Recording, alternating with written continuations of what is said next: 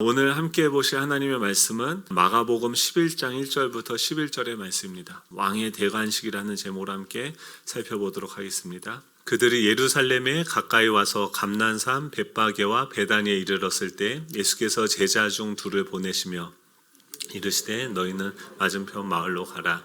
그리로 들어가면 아기 새끼가 매어 있는 것을 보리니 풀어 끌고 오라.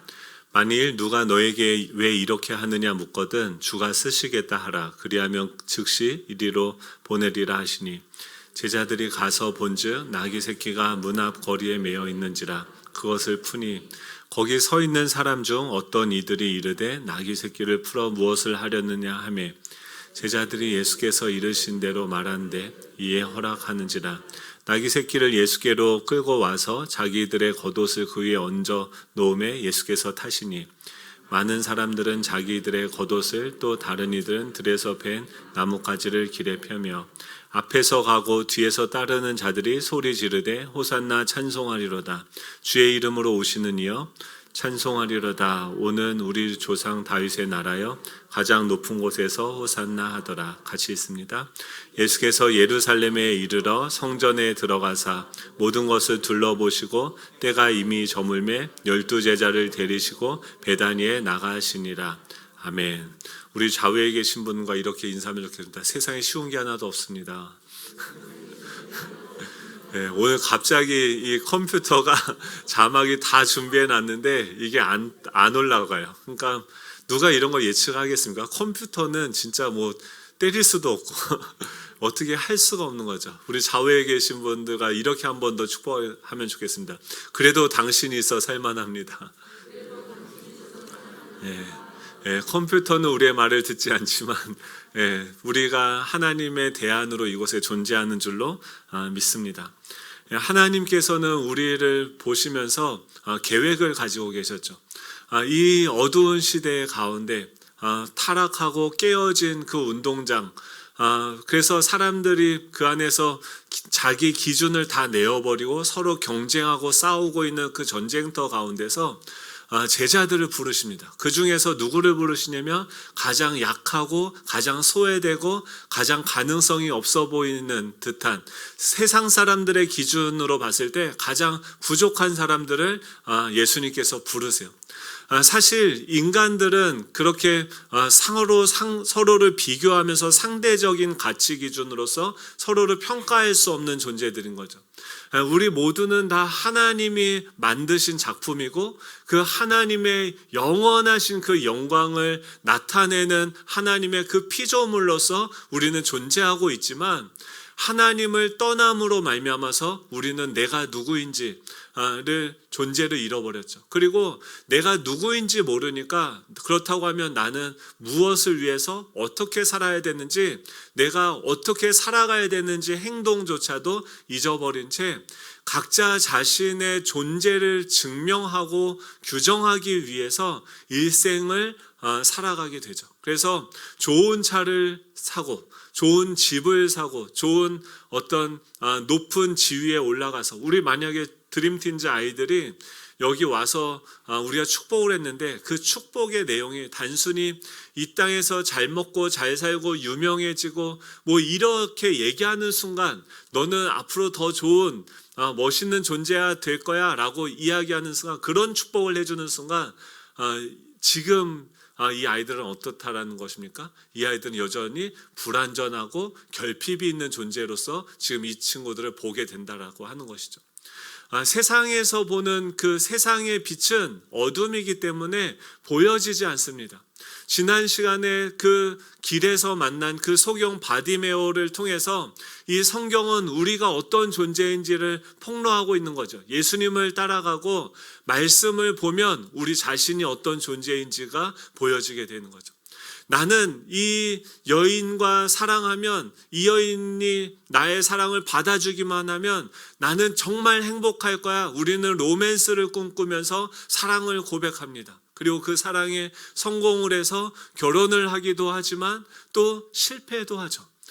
그녀에게 내가 바랬던 그 행복이 없다라는 것을 우리는 결혼을 통해서 경험하기도 합니다. 나는 이런 집을 살면, 내 명의로 된 주택이 내 앞에 있으면 와, 나는 정말 소원이 더 없을 거야 라고 하는데, 가수 박진영이 30억이 넘어가니까, 유아인이 30억, 자기 재산이 30억이 넘어가는 순간 자신에게 돈은 이제 더 이상 아무 가치도 없게 느껴졌다라고 이야기를 하는 거죠. 우리는 돈이 많아지면 또 세상적으로 사람들이 나를 인정해주고 무언가 그것을 이루지 못했으니까 그 산 꼭대기에 올라가면은 뭔가가 있을 것 같아서 우리에게 주어진 시간과 자원과 모든 것을 투자해서 내가 하고 싶은 거 하나도 하지 못하고 종처럼, 노예처럼 그렇게 일을 하면서 공부를 하면서 살아갑니다. 그런데 그 꼭대기에 올라가면 우리가 원하는 것을 얻고 누릴 수 있습니까? 몰라요. 안 가봤기 때문에. 근데 다른 대안이 없어요. 그러니까 그것에 그래도 한번 가본, 인생이 한번 산다고 하면 한번 가보기는 돼야 되지 않는가라고 이야기하는 거죠. 그곳이 어디였습니까? 바로 예루살렘이었어요. 이스라엘 백성들은요, 이 예루살렘에서 산다고 한다면, 거기에 내 호적이, 주소지가 그곳에 돼 있다고 한다면 나는 그래도 어느 정도 잘 살고 대단한 사람이라고 인정을 받는 그런 시대였습니다. 그런데 예수님께서, 진정한 왕이신 예수님께서 이 땅에 오셨을 때 오히려 그들은 자신이 이 정도 이루었다라고 생각하는, 내가 내 손에 이 정도는 내가 가졌다, 나는 이런 사람이야, 나는 30평대 이런 아파트에 사는 사람이야, 나는 이런 차를 타는 사람이야, 나는 이런 대학교 나온 사람이야, 그들이 각자를 규정하는, 자신을 증명하고자 손에 들고 있는 그것들 때문에 예수님은 이 땅에 오셔도요, 그 예루살렘으로 들어오시지 못했어요.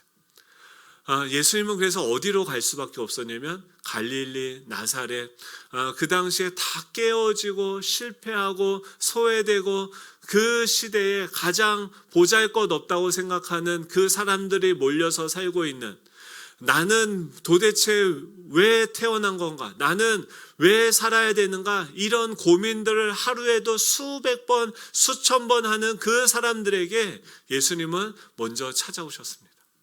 그리고 그 당시에 사람들이 손가락질하는 그 사람들을 환대하면서 찾아가시면서 그들을 먹이시고 입히시고 회복하시고 가르쳐주시고 치료하시고 하면서 그들을 찾아오신, 눈으로 보기에는 너무나도 보잘것없는 분이고 세상적인 기준으로 보면 좋은 학교도 나오지 않은, 도대체 무슨 권위로 너가 이런 일을 하는가 라고 할 정도로 듣보잡이었던, 또 그 당시에 목수 출신이라고 한다면은 땅이 한 평도 없는 사람이에요.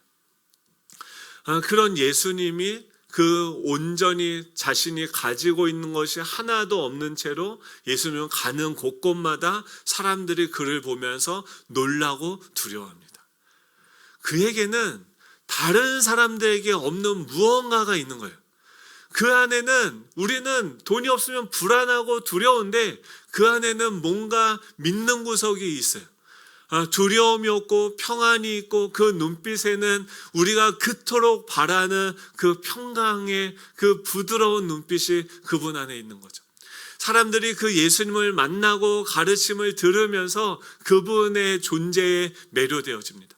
세상 사람들이 이거는 있어야 된다, 이 정도는 해야지 라고 하면서 자신을 증명할 만한 것이 아무것도 없음에도 불구하고 그 예수님의 인간됨에 사람들은 매료되어서 그분을 따르기 시작합니다.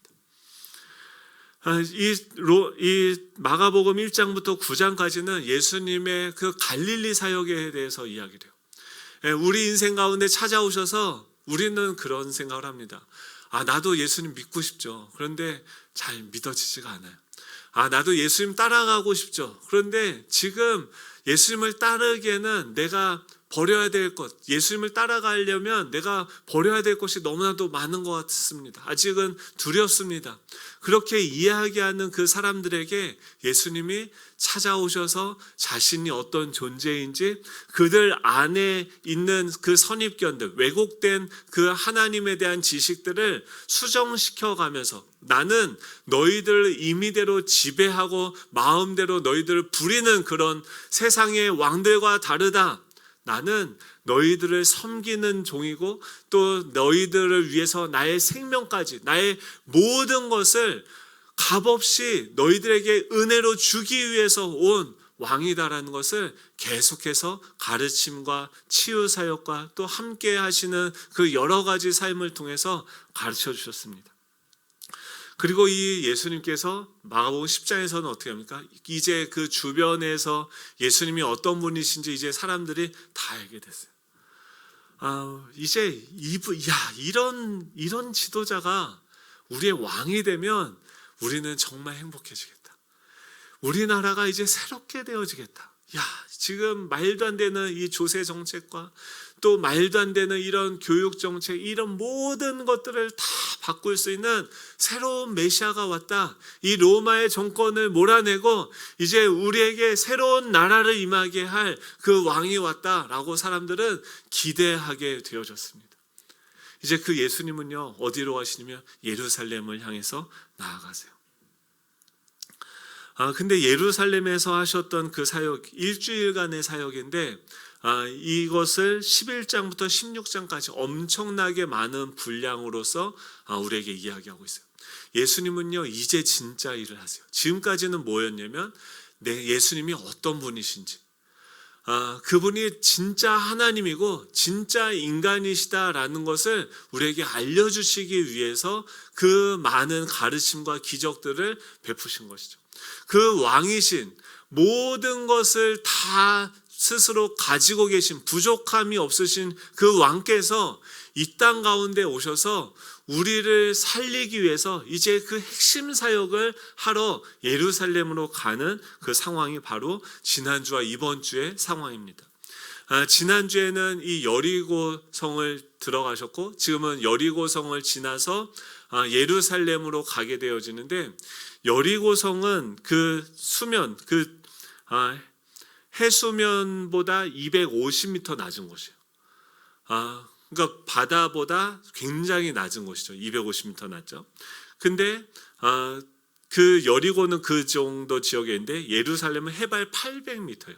그러니까 지금 여리고에서 예루살렘으로 가는 길은 어떨까요? 굉장히 가파른 길이에요. 그래서 그 산으로, 시온 산으로 지금 예수님이 그 제자들과 함께 그 영광스러운, 예전에 모세가 하나님의 말씀을 받고 하나님과 교제했던 그 영광스러운 산을 향해서 올라가고 있는, 그 시온 산으로 올라가고 있는 장면이 바로 이 장면입니다.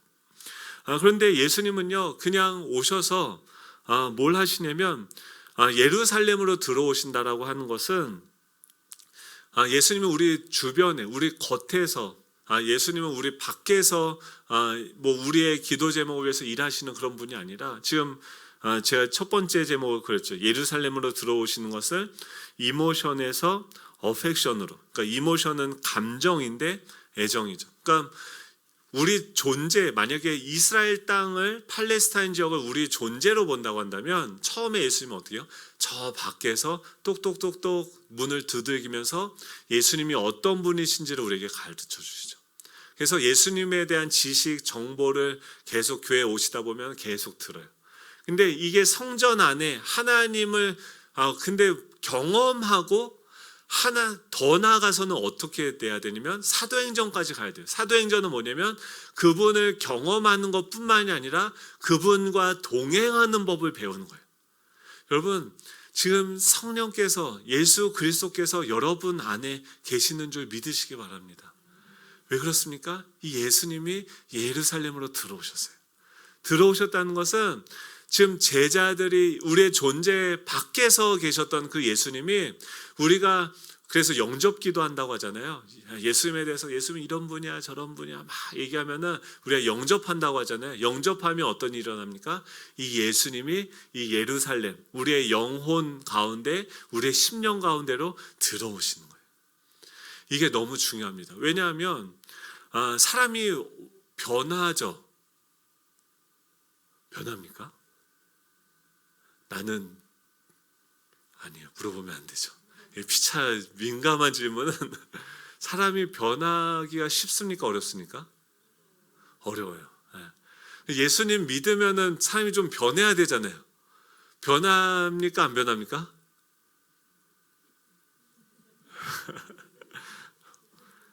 변하죠. 제자들은 변했습니까? 안 변했습니까? 변했어요. 겉으로 보면 변했어요. 겉모습이 일단 변했어요. 어떻게 변했냐면 예전에는 어부였었고 돈을 먹고 살기 위해서 맨날 그 일을 하면서 살았어요. 그 갈릴리 바다에서 그물을 던지고 처자식 먹여 살리느라고 애쓰고 최선을 다해서 열심을 다해서 살았는데도 박박 빈그물만 돌아오는 그런 인생이었죠. 그런데 그런 인생 가운데 예수님이 찾아오셔서 그물을 버리고 모든 것을 버리고 나를 따라오라고 하죠. 그러면 지금 이미 제자들은요 예수님을 따르기 시작했어요. 그들 안에 예수님이 이미 찾아오셨어요. 그런데 지금 예수님은 그래서 제자들과 함께 다니면서 이게 뭐냐면 출애굽하는 거나 마찬가지예요. 그러니까 그 처음 예수님을 만나고 주님을 따르기 시작하는 사건이 있어요. 그리고 나서 어디로 갑니까? 3년 동안 계속 예수님과 함께 동행하면서 광야 40년을 보내는 것처럼 예수님이 계속해서 예수님 믿으면은 모든 게 다 잘 되고 막 성공하고 기쁜 일들이 일어나고 로또가 되고 막 이런 일들이 일어나죠. 저는요 예수 믿고 인생이 꼬였어요. 와 진짜 지독하시더라고요. 제가 군대에서 예수님을 믿었는데 예수님 믿으니까 이제 너무 잠이 안 왔어요. 처음에 왜 잠이 안 왔냐면 이 세상의 주인이 온 우주의 주인이 우리 아버지가 된 거예요. 안 놀라시네요. 제가 그래서 아침에 눈 뜨면서 막 감격이 돼요. 우리 아버지가 온 우주의 주인이셔. 그래서 막 지구본을 두고서 내가 이 세계를 어떻게 변화시키지 막 하면서 막 했는데 제 속에 제가 너무나도 많은 거죠. 그래서 예수님이 제 안에 들어오려면 공간이 있어야 되는데 제 안에 예수님도 사랑하지만 예수님도 좋지만 제가 좋아하는 게 너무나도 많았어요. 제가 특별히 여성분들을 좋아했어요. 그래서 근데 아무리 이 여자랑 사귀어도 제 아내가 첫사랑이긴 합니다. 네, 이 여자랑 사귀면 행복해질 줄 알았는데 아닌 거예요. 그래서 이 여자랑 사귀어봤는데도 아니에요. 그래서 저 여자랑 사귀어봤는데도 아니에요. 그래서 지금 첫사랑인 저 여자와 결혼하게 됐는데 지금 빨리 넘어갈게요. 지금 왜 이런 얘기를 하냐면 지금 예루살렘으로 들어온다는 게 뭐냐면 우리가 예수님을 따라오지만 제자들이 예수님을 따라왔지만 그 제자들 안에 속사람은 겉사람은 문화적으로 다 바뀌었어요.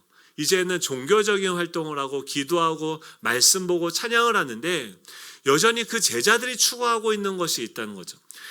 이 조나단 에드워즈라고 하는 사람이 미국 1차 대각성 운동을 일으켰던 사람이에요. 그 말은 뭐냐면 그 당시에 17세기, 18세기 초에 모든 사람들이 르네상스와 더불어서 모든 사람들이 지성적으로 예수님을 믿기 시작한 거예요. 그러니까 하나님이 계시다, 부활이 동정녀 마리아 탄생이 이런 것이 말이 되는가? 과학주의 시대에 지금 이런 초월적인 말도 안 되는 이야기를 하는가라고 사람들이 점점 하나님에 대한 열정, 마음이 식어져 갈 때 이 조나단 에드워즈를 통해서 영적인 대각성 부흥 운동이 일어났어요. 근데 그때 이 조나단 에드워즈의 설교의 핵심이 무엇이었냐면 신앙 감정론이라는 그 책에서 얘기하는데 이 마음을 두 가지로 분류하는 거예요.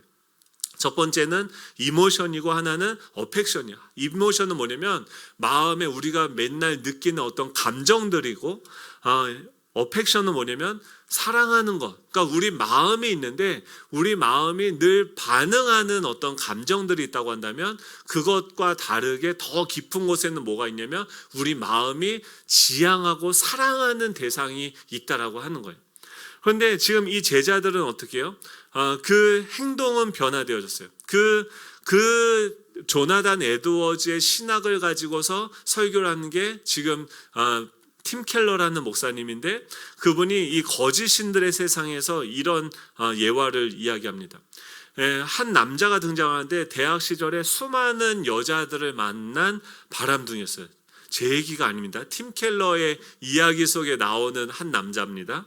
여러분, 그 남자가 한 여자와 성적인 관계를 맺고 나면 식상해져서 또 다른 여자를 찾아 나서는 사람이었어요. 그런데 이 사람이 예수님을 만나고 영접하고 나서 그 생활을 청산하고 이제 그의 삶이 어떻게 바뀌었냐면 기독교 전도 활동에 적극적인 사람이 되어졌어요. 그런데 그 사람이 지금 팀 켈러가 뭐라고 얘기하면 그 사람의 행동은 변화되어졌지만 이모션, 그의 감성의 영역들은 껍데기는 변화가 되었지만 그 마음속에 있는 깊은 곳에 그의 어펙션, 그가 사랑하는 대상은 변화되어지지 않았다라고 얘기해요. 그것을 예를 어떻게 들냐면 그는 이제 전처럼 여자들을 꼬시는 바람둥이는 아니지만 지금 그는 변화된 종교 활동을 하면서 여전히 수업 시간에 때로는 논쟁적이고 남들을 지배해야 직성이 풀리는 그런 마음의 동기들이 있어요. 또 회의 때마다 리더로 누가 선정해 주지도 않았는데 리더 역할을 하지 않으면 배기지 못해요. 그리고 무신론자들과 대화할 때도 무척 전도를 할 때도 공격적으로 전도를 합니다. 그리고 지금 그 사람이 왜 그 중심에 지금 이 팀 켈러가 뭐라고 하냐면 그 사람이 섬기고 있는 것은 뭐냐면 예전에도 예수님을 영접하기 전에 많은 여자들과 사귈 때도 그 사람은 여자들의 매력에 이끌리는 것이 아니라 자신이 원하기만 하면 누구든지 사귈 수 있다는 힘을 과시하기 위해서 여자들을 사귀었다는 거예요. 그런데 지금 이제 무대를 바꿔서 예전에는 그 여자들을 사귀는 영역이었다고 한다면 지금은 교회 안에서 기독교 전도 활동에 열심이었던 그것도 하나님과 다른 사람들을 위한 봉사가 아니라 자신이 옳고 자신은 진실을 알고 있다라는 것을 과시해서 하고자 하는 그런 권력지향적인 그 마음의 동기로부터 그 행동들이 나오고 있다는 거예요. 그러니까 겉사람은 이 세상에서 이 교회 안으로 옮겨졌어요. 그가 생활하는 문화는 세상에서 교회 안으로 바뀌었지만 그가 중심에 사랑하고 있는 그 대상은 여전히 동일하다는 거예요. 그는 처음부터 무엇을 사랑했냐면 권력을 사랑했어요. 그것이 예전에는 성적인 형태, 사람 여인과의 관계에서 나타났다고 한다면 지금은 종교적인 형태 안에서 이 자신의 권력, 자신의 능력을 과시하고 자기 뜻대로 모든 것들을 좌지우지하고자 하는 그런 욕망을 그는 여전히 사랑하고 있다고 하는 것이죠. 지금 그게 이 제자들 중심 안에 있는 그들의 영혼 안에 변화되어져야 되는 드러나지 않는 숨겨져 있는 영역이라는 거예요. 여러분, 우리가 왜 변화되어지지 않는 줄 아십니까? 우리는 겉으로 습관으로 우리가 행위로 노력으로 우리를 변화시키려고 하는데 이 겉사람의 변화가 이 속사람의 변화까지 이끌어낼 수 없다라는 거예요. 저도 어느 순간이 되니까 예수님이 저에게 원하시는 것이 너가 나를 사랑하느냐라고 물어보시는데 여러분, 예수님을 사랑하세요? 이게요 진짜 쉽지 않아요. 우리 속에 내가 사랑하는 게 너무나도 많아요. 그러니까 제 인생이 예수 믿고 꼬였다고 하는 게 뭐냐면 하나님을 모셔두어야 되는 내 마음의 중심에 우상들이 내가 만들어 놓은 그 신들이 너무나도 많이 있는 거예요. 그러니까 내가 좋아하고 사랑하는 것들을 다 제거하는 수술을 하는 시간들이 뭐냐면 광야의 시간들이에요. 우리는요, 저는 그때 다 뺏기고 다 없어지고 완전히 예수 믿고 인생 꼬였다라고 생각을 했어요. 정말 철저하게 내가 좋아하고 사랑하는 것들 다 뺏어갔어요. 하나님이 강도처럼 느껴졌어요. 근데 여러분, 가만히 생각해 보세요. 성경 전체를 놓고 생각을 해보세요. 하나님은 선하신 분이십니까? 악한 분이십니까? 선하신 분이세요. 하나님은요, 우리를 위해서 자신의 독생자 아들까지도 내어주시는 분이고, 어떻게 부모가 자녀에게 떡을 달라고 하는데 어떻게 돌을 주고 어떻게 그 물고기를 달라고 하는데 뱀을 줄 수 있냐? 말도 안 되는 거다라고 말씀을 하시는 거죠. 여러분, 하나님은요 우리에게 가장 선하고 좋은 것을 주기 원하시는 거예요. 그래서 그 주님은 어떤 일을 하고 계십니까? 제자들과 우리의 중심 가운데로 들어오기를 원하시는 거예요. 그래서 우리 스스로는 변화시킬 수 없었던 그 영역들, 엑스레이를 찍고 CT를 촬영하면 우리 몸속에 지금 증상들이 나타나는데 나는 왜 이런 증상들이 나타나는지 알지 못했는데 CT를 찍어보니까 우리의 폐부 속에 숨어있는 그 암세포와 우리를 죽이고 사망과 그 멸망으로 끌고 가는, 우리를 계속해서 그 죄 가운데로 끌고 가는 그 힘을 발휘하고 있는 그 암세포들을 제거하는, 수술하는 일들을 주님은 우리 가운데 행하고 계시는 거죠. 지금 예수님이 이 제자들, 여러분들은 무엇과 자신을 동일시 여기십니까? 지금 예수님은요, 이 땅에 오셔서 하나님이 자신을 이 땅 가운데 보내신 그 목적을 이루시는 데만 집중을 하세요. 우리는요, 예수님은요 어떤 집에 사셨습니까? 오늘 본문에 보면 그 예루살렘에 들어가는데 그 밖에 감람산 옆에 있는 베다니 쪽에 있다고 해요. 베다니는 뭐냐면 베트는 집이고 다니는 슬픔이라는 뜻이에요. 그러니까 슬픔의 집에서 맨날 예수님은 밤 되면 어디에서 주무시냐면 예루살렘에서 나와서 베다니 쪽에 누가 삽니까? 그 마르다와 마리아, 나사로가 살죠. 여기는 그 문둥병자들이 또 그 당시에 율법으로 정해서 부정한 자들이 그 공동체 안에 들어가지 못하고 쫓겨나서 그 마을을 이룬 곳이 바로 베다니 지역이었어요. 그곳에서 예수님은 사세요. 근데 거기 가서도요, 예수님은 자기 명의로 된 집 한 칸이 없으세요. 그래서 날마다 그 초라한 부정하다고 사람들이 이야기하는 그 동네에 가서도 자기 집 한 칸 없어서 거기서 남의 집에서 매일 숙박을 해야지만 살아갈 수 있는 존재였습니다. 집 한 칸이 없어요. 여러분, 집 한 칸이 여러분들 명의로 되어지지 않으시면 어떻습니까? 기쁘시죠? 할렐루야. 예수님은요, 내 명의로 된 집이 있느냐 없느냐와 자기를 동일시 여기지 않으셨대요. 내 명의로 된 집이 있어야 나는 행복할 거다라고 생각하는 거죠. 그걸로 우리 자신을 그 나의 소유, 물질을 통해서 증명하고자 하는 거죠. 근데 예수님은요, 그것으로부터 자유하셨어요. 예수님은요, 지금 예루살렘에 들어왔는데 뭐 타고 가시는지 아십니까? 나귀 새끼를 타고 가세요. 나귀 새끼는요, 그 당시에 물건을, 짐을 실어 나를 때 쓰는 그런 것이었죠. 지금으로 얘기하면 보통 왕들이 왕의 대관식을 하고 이제 즉위한다고 한다면, 대통령이 이제 한다고 하면 어떻게 해요? 그 대통령 청와대에 가기 전에 엄청난 퍼레이드를 하죠. 군인들이 또 뭐 그 나라의 왕의 권력을 상징하기 위해서 국군의 날이라든지, 또 북한 같은 경우는 태양절 가면은 군인들이 막 제식 훈련합니다. 탁탁탁탁 그걸 다 맞춰서 엄청난 그 미사일, 무기들, 탱크 막 이런 것들을 동원해서 가면서 뭘 합니까? 자신의 권력을 그 군인을 통해서 증명해 보여요. 나 이만큼 대단하고 엄청난 군대를 가지고 있는 사람이야 라고 이야기하죠. 근데 예수님은요, 그런 거 하나도 없이 그냥 새끼 나귀를 타고 갔다는 것은 트럭이죠. 용달이죠.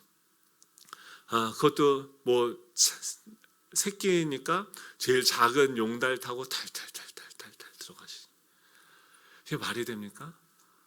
근데 그 자신이 어떤 차를 타는지, 어떤 것을 타고 다니는지와 자신을 동일시 여기지 않는 분이었다는 거예요. 또 그 사람들은 어떻습니까? 이 사람들이 조금 있으면 나를 배신할 것이다 라는 것을 예수님은 알고 계셨어요. 그래서 누가복음 19장 41절에 보면 그 성 가까이 오셔서 예수님이 성을 보시고 우셨다라고 얘기해요. 지금 또 이 표현이 독특한 표현이에요. 예수님이 그 성을 가까이 와서 이제 나귀 새끼를 타고 그 성으로 들어가시려고 하는데 예수님이 그것을 보면서 펑펑 우시는 거예요.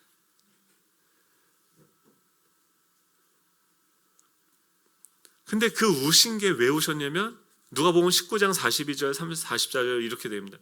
너희들도 이 평화에 이른 이 일들을 알았다고 하면 좋았을 텐데 그러나 너희는 지금 그 일을 보지 못하는 거예요. 예수님은요, 차도 별 볼 일 없었고 집 한 칸 없었고 사람들이 지금 주변에 있는 사람들이 나를 배신했어요. 또 주변에 있는 사람 나를 기대해요. 로마를 다 몰아내고 이제 이런 나라를 세우는 왕이 되어 주십시오. 예수님에게 기대합니다. 여러분, 주변 사람들이 나를 기대하면 우리는 어떻게 합니까? 그 사람들의 기대에 맞추어서 그 사람들에게 인정받고 싶어 하는데, 예수님은 그들의 기대를 그냥 저버리셨어요. 그것과 그냥 자유하셨어요. 그러면서 그 성을 보시면서 우시면서 뭐라고 했냐면, 너희들이 지금 다 소경이라는 거예요. 바디메오가 그들의 결론이었어요. 소경이었어요. 다윗의 자손 예수여, 나를 불쌍히 여겨주십시오. 나의 눈을 열어주십시오. 나로 보게 하여 주십시오. 라고 그들이 고백해야 되는 것이 이 마가복음에서 이야기하는 우리 존재의 결론이라는 거예요. 예수님 뭘 보냐면요, 지금 그들은 지금 이 눈에 보이는 나라 정권이 바뀌고 내 소유가 늘어나고 내가 집 한 칸을 갖게 되고 내가 좋은 차를 타면은 내가 행복해질 것이라고 생각을 하는데, 예수님이 봤던 그들의 문제는 더 근본적이고 더 깊은 곳에 있었어요. 지금 누가복음 19장 43절에 뭐라고 얘기했냐면, 너희 원수들이 토성을 쌓고 너를 애워싸고 너를 사면에서 죄어들어서, 지금 그 당시 전쟁하면 어떻게 합니까? 성이 있어요. 예루살렘 성이 지금 해발 800m에 있는 것이기 때문에 여기는 천의 요새입니다. 그런데 그 성과 동일하게 높이로 토성을 쌓아서 적들이 그들을 공격하려고 완전히 포위하고 애워싸고 또 그들을 사면에서 죄어들어서 그들을 짓밟습니다. 그리고 그들 안에 그들뿐만 아니라 그의 자녀들까지도 짓밟아서 그들 안에 돌 하나도 다른 돌 그 위에 다른 돌을 쌓을 수 없을 만큼 그들을 철저하게 짓밟고 있는 것이 그들의 현실이다라고 이야기하고, 지금 예수님이 오셔서 그냥 단순히 잘 먹고 잘 살고 그들의 국권을 회복시키는 일을 하려고 오신 것이 아니라, 지금 그들의 영적으로 지금 무엇입니까? 사단의 종노릇하고 죄와 사망에게 포위되어지고 짓밟히고 완전히 그들이, 이 사람들이 자신이, 여러분 우리가 너무나도 많이 경험하죠. 내 이성으로는 내가 이렇게 살아야지라고 생각하는데 우리의 감정이 거기에 따라주지 않습니다. 우리의 의지가 거기에 동의를 해도 그거대로 행동하지 않습니다.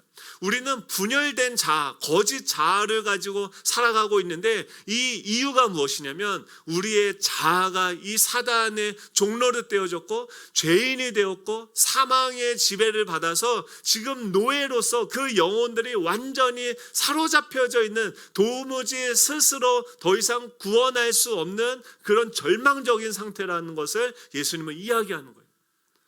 그래서 그들을 살리기 위해서 예수님은 뭐예요? 나귀 새끼를 타고 그 세상의 왕과 전혀 다른 왕의 모습으로 그들의 중심을 향해서 들어가는 거죠. 여러분, 우리가 예수님을 믿는다는 것은 무엇입니까? 우리의 열심과 노력으로 우리 존재를 변화시키는 어떤 도덕적인 가르침을 하는 것이 이 복음이 아닙니다. 복음은요, 교훈이 아니에요. 여러분 이렇게 열심히 살아가십시오. 여러분, 우리 아이들한테 복음을 이야기한다는 것은, 야, 너 열심히 공부하고 시간을 아껴서 최선을 다하면 너의 삶이 더 좋아질 거야. 그러니까 너 최선을 다해서 살아야 돼. 이것은요, 복음이 아닙니다. 그의 의지는요, 이미 다 망가졌고 그의 존재는 스스로 회복 불가능이 되어졌다는 것이 성경에서 고발하고 있는 우리의 영적인 상황이라는 거예요. 우리에게 필요한 것은 무엇이냐면, 이 나귀를 타신 그 예수 그리스도가 우리 중심 가운데, 우리의 영혼 가운데, 우리의 심령 가운데 들어오셔야 된다는 거예요. 그 호산나 다윗의 자손이여, 지금 그 사람들이 다 그 예수님을 환영하면서, 주님 어서 오십시오, 나에게 들어오십시오. 지금 그들이 생각하는 예수님의 이미지는 여전히 자기 욕망을 투여한 그 예수님일지 모르겠지만, 그 주님은 어쨌든 우리 가운데 들어오신다는 거예요. 그리고 다음 주에 뭐합니까? 성전을 완전히 다 뒤집어 엎으세요. 우리의 예배의 대상을 다 바꾸세요. 내가 예배하는 것, 나의 이익을 위해서, 매매를 위해서 내가 그것을, 나의 이익을 예배하고 있었는데, 나의 성공을 예배하고 있었는데, 나의 로맨스를 예배하고 있었는데, 그것들을 다 무너뜨리시고 예수님이 그 성전의 주인이 되세요. 근데 그것을 위해서 어떻게 하십니까? 십자가가 필요한 거예요. 하나님과 우리 사이를 가로막고 있던 그 죄의 문제를 해결하시기 위해서 예수님은 그 십자가에 오셔서 죽어야만 되시는 거였어요. 예수님은요, 예수님이 나귀를 타고 오신다는 것은 무엇이냐면, 지금 그 이스라엘 역사 가운데 전쟁 가울 때 다른 나라에 사신을 보낼 때 두 가지 방법이 있어요. 뭐냐면 전쟁을 시작할 때는요, 키가 큰 종마에다가 사신을 태워서 보내요. 그런데 우리는 전쟁할 의사가 없고 당신들과 화친하고 싶습니다 라고 할 때는 사신을 나귀에 태워서 보내는 거예요. 지금 예수님은 뭐예요? 나귀를 타고서 우리 가운데 오는 거예요. 예수님은 내가 너희들과 싸우려고 오는 것이 아니다. 나귀는 무엇입니까? 섬김과 봉사를 상징하는 동물이에요. 인간의 짐을 수고하고 무거운 짐진 자라 다 내게로 와라. 이 나귀에게 다 실어라. 지금 주님이 우리의 짐을 대신 짊어주겠다. 너의 형벌을 내가 대신 담당하겠다 라고 말씀하시면서 우리 인생 가운데 찾아오시는 거예요. 나귀를 타시고 용달을 끌고 오셔서 너가 지금 염려하고 두려워하고 있는 모든 그 수고로운 짐을 다 나에게 맡겨라. 그 섬기는 평화의 왕으로서 우리에게 찾아오신다는 거죠. 그 예수님이 우리에게 찾아오신다는 것은 우연히 일어난 것이 아닙니까? 구약의 스가랴서 9장 9절에 보면 보라 내 왕이 내게 임하시나니 그는 공의로우시며 구원을 베푸시며 겸손하여서 나귀를 타시나니 나귀의 작은 것 곧 나귀 새끼니라. 지금 예수님은요, 자기를 누구와 동일시합니까? 지금 주변에 있는 사람이 자기 인정해 주지도 않았어요. 집 한 칸 없었어요. 아무것도 없었어요. 근데 가서 너 옆에 마을에 가서 나귀 좀 저기 매여 있는 거 있을 거야. 그럼 그거 가져와. 주님, 그거 남의 건데 그냥 가져와도 돼요?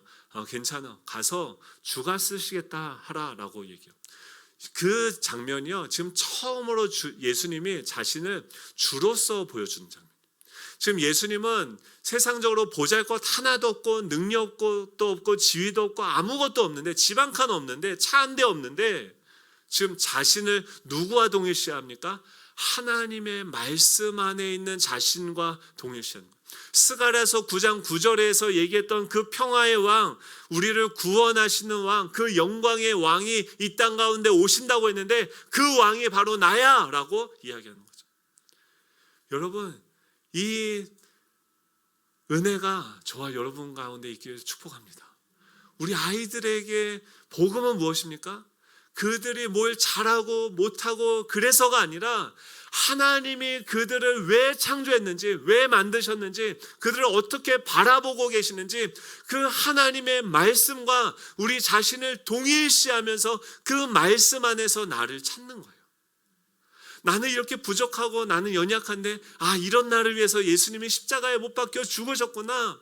와, 나 수학 30점 맞았는데 그런 30점짜리 나를 위해서 예수님이 십자가에 못 박혀 죽으셨구나. 나는 30점짜리가 아니라 예수님짜리인 존귀한 존재구나 라고 하면서 하나님이 나를 어떻게 대하시는지를 통해서 내 자신을 인식하는 거죠. 예수님은 그러셨어요. 그리고 이 세상의 모든 것으로부터 자유로워서 겸손한 왕으로 우리에게 오셔서 너의 수고하고 무거운 짐을 다 나에게 줘라 말씀하시는 거예요. 그리고 마지막으로 뭐라고 말씀하십니까? 나귀의 새끼를 예수님께 끌고 오자 사람들이 어떻게 합니까? 자기의 겉옷을 그 위에 얹어 놓고 예수님이 타세요. 그러니까 예수님이 오실 때 우리가 어떻게 해야 됩니까? 그분을 환영하고 영접해야 돼요. 여러분, 부정적인 생각이 들 때가 있어요. 사망에 또 그 대적이요, 토성을 쌓고 우리의 생각 안으로 화살을 쏴요. 그래서 우리의 영혼을, 우리의 마음을 다 무너뜨려요. 내 생각을 다 포기하게 만들어요. 지금 원수가 대적이 그렇게 우리 안에 정말 내가 내 존재를 돌 위에다 돌 위를 하나씩 쌓아서 내 존재를 만들어 가려고 하는데 그거를 돌 위에 돌 하나도 쌓지 못하도록 다 무너뜨리는 공격들이 지금 빗발치고 있다고요. 근데요 여러분, 그 예수님을 우리가 받아들이는 순간 그분이 우리의 방패가 되어주시는 거예요. 그분이 우리의 생명이 되어주시는 거예요. 그 사단이 불화살을 다 쏘는데 우리는 그 안에서 죄를 짓고 또 연약해서 넘어져서 실망하고 있는데 주님이 그러시는 거예요. 걱정하지 마, 사랑하는 내 아들아, 내가 너를 위해서 십자가에서 너를 대신해서 심판을 받았고 형벌을 받았고 너의 모든 죄의 문제들을 다 해결했단다. 아들아, 이제 그 자리에서 일어나라. 그 원수의 목전에서 우리에게 그 수치스러운 죄의 더러운 옷을 벗겨버리고 아들의 영광스러운 옷을 입혀주시는 거예요. 아들의 반지를 끼워주시는 거예요. 아들의 그 신발을 신겨주시는 거예요. 그분의 나라 가운데 들어가서 그분과 함께 나아가는 그 영광을 보게 하시는 거예요. 우리가 해야 되는 건 뭐예요? 그 주님을, 사단은요 계속 우리의 감정, 우리의 생각, 우리의 마음을 무너뜨려요.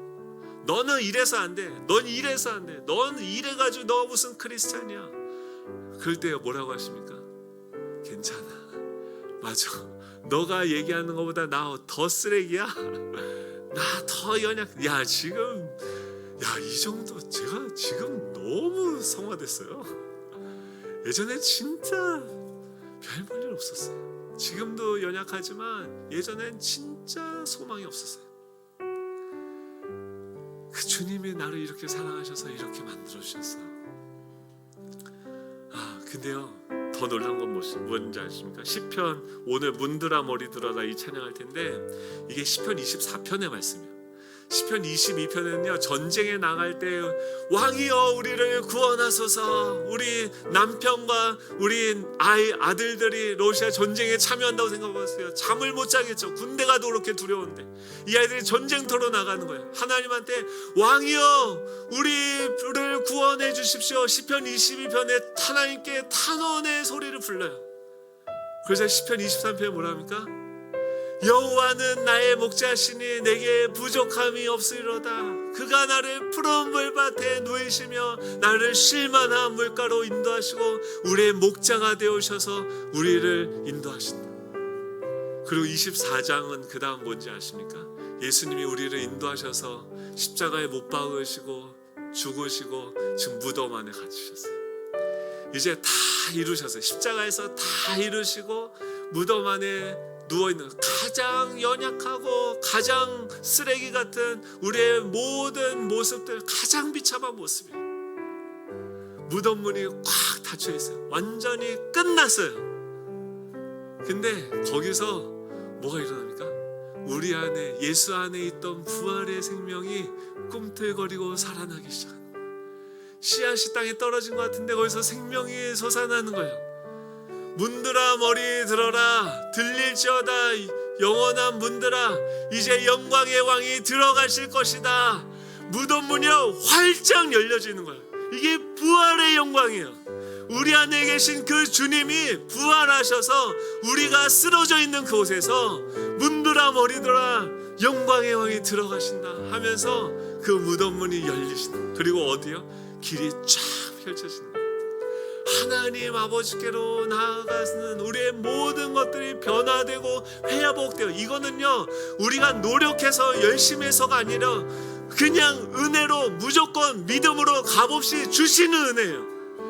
그냥 주세요. 공짜예요. 더 뭘 내가 열심히 해서가 아니라 여러분들이 그냥 주님을 환영하고, 주님 나에게 이 주님이 이루신 그 영광이 이루어지게 하여 주십시오.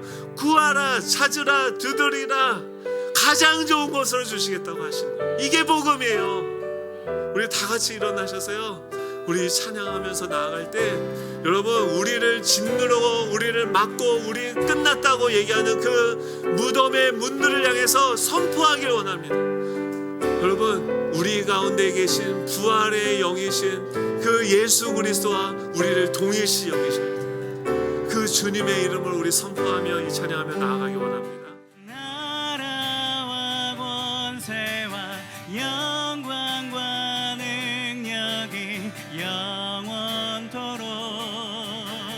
야